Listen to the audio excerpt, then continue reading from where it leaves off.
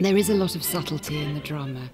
For me, engaging about the piece is the delicacy of the balance between the comedy and its complexity.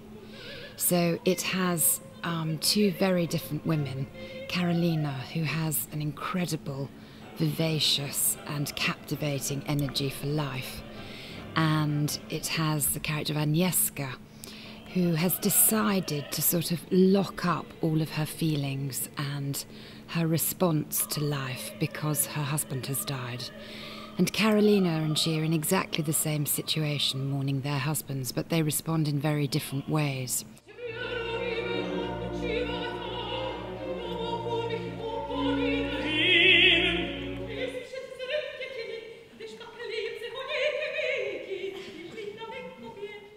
Une vision opposée de la mort et de la vie aussi. Donc l'histoire, c'est l'histoire de deux veuves, comme le titre l'indique.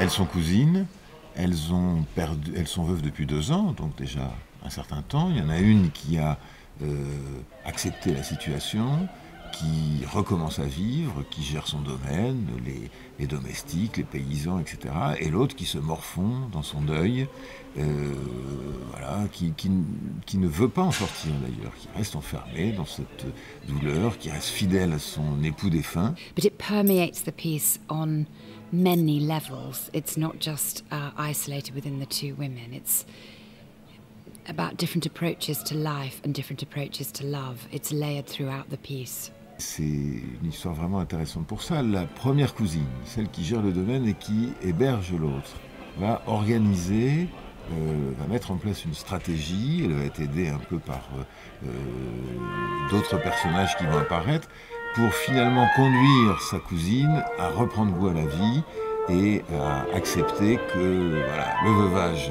à un moment, il est temps que ça se termine et la vie continue.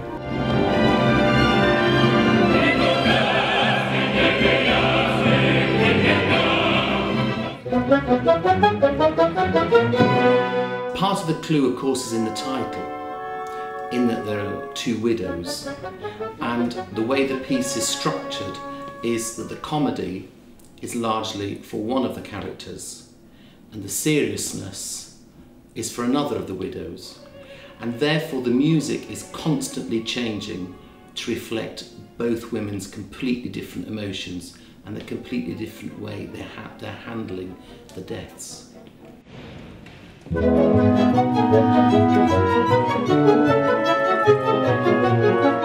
Well, in the same way, when you hear Strauss, there's something about Smetana, the sound world and the tone colours, it's just immediate.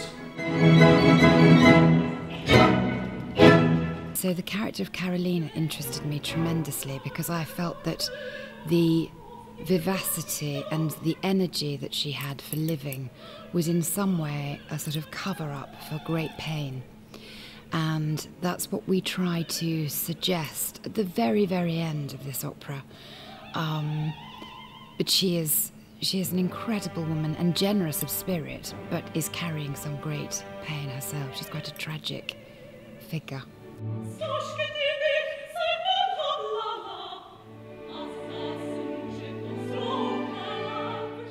The music is perfectly suited to the complexity of the drama, in that it has the most incredible depth to it.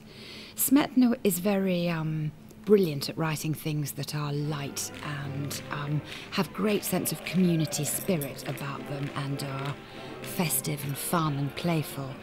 But I wasn't so attuned to the fact that actually he could write things of such incredible emotional weight and depth.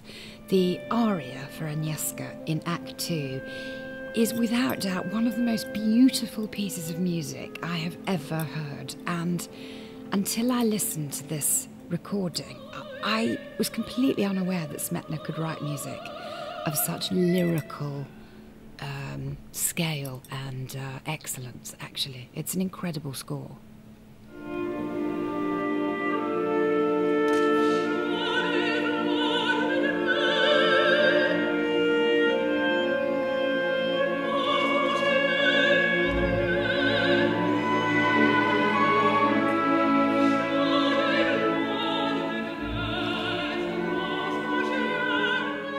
musicalement, c'est vrai que c'est une musique très subtile, très délicate.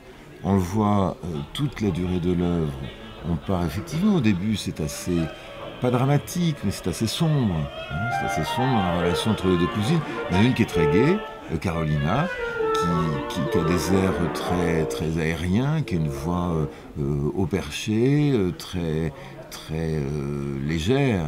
Et puis l'autre cousine qui est grave, etc. Il sait très bien aménager la relation entre les deux voix. Et puis plus ça va, plus on va vers en même temps une légèreté, mais pas une légèreté au mauvais sens du terme. Vraiment, ça s'allège, ça devient de plus en plus aérien. Et musicalement, c'est très très subtil.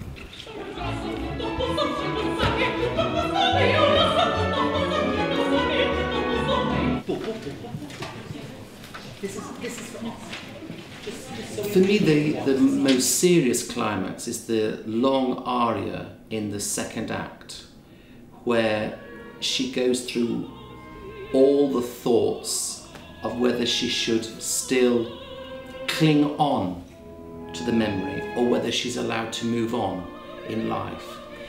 And no matter what language you speak, the way Smetana orchestrates it, it's like a psychological drama. It's quite incredible.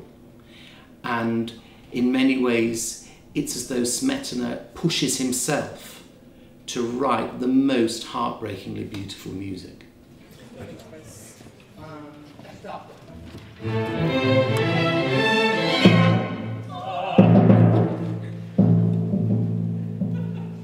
Well, what I try and do with singers a lot is, obviously the singers have got the words and the text and they spend a lot of their time learning the text. And what I try to do with them is to say to them, yes, you have this text, but Smetana had the text first. Why did he choose that harmony? Why did he choose that speech rhythm? And you know, to look at it like that, what was in his mind, because the play stands as a play by itself. What is he trying to add to it? How is he trying to frame it?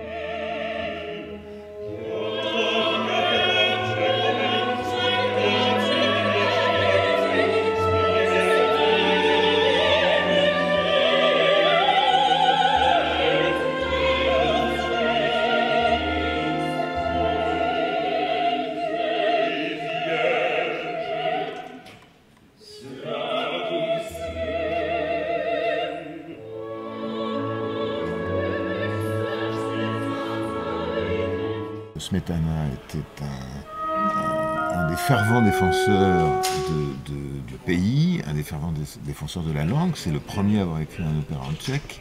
Et en même temps, il était passionné par la culture européenne. D'ailleurs, ses collègues qui étaient des nationalistes plus durs, on va dire, lui ont beaucoup reproché. Il écoutait aussi bien Wagner, dont il était passionné, il a beaucoup voyagé, il a été directeur musical d'un orchestre à Göteborg, en Suède, pardon. C'est plus universel que simplement un spectacle, un opéra régional, quoi. C'est pour ça que c'est intéressant de le montrer et de le monter ici.